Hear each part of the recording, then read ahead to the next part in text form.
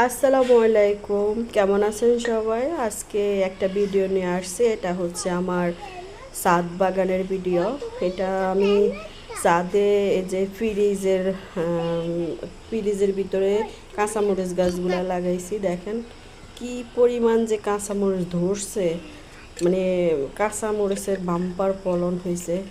এত কাঁচামরিচ একবার এক পাড়াতে মানে ছোটোখাটো একটা বালতির এক বালতি হয়ে যা 1.5 কেজি থেকে 2 কেজি হয়।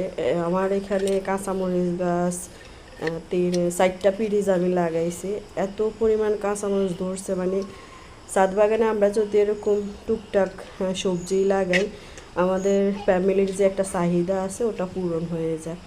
এই যে আমার এখানে 4টা কাঁচামরিচ গাছ আছে। এখানে না হইলেও আমি 2 কেজির উপরে কাঁচামরিচ উঠাইছি। এখন কতগুলো কাঁচামরিচ উঠাইলাম আপনাদের সাথে এখন শেয়ার করতেছি। দেখেন, এই যে দেখেন কতগুলা কাঁচামরিচ উঠাইলাম, 1 কেজির উপরে কাঁচামরিচ উঠাইলাম।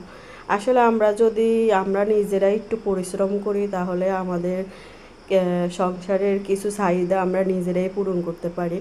ছাদে গাছ লাগাই, আমরা বিভিন্ন শাক সবজি রোপণ করতে পারি।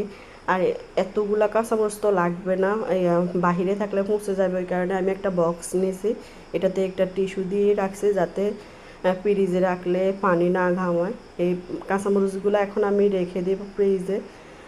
আস্তে আস্তে আমরা রান্না যখন করব তখন কাঁচামরিচ দিয়ে তরকারি রান্না করব।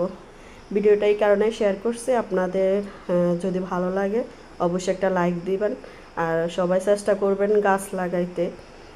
সবাই ভালো থাকবেন। আসসালামু আলাইকুম রহমতুল্লাহি ওয়া বারাকাতুহু।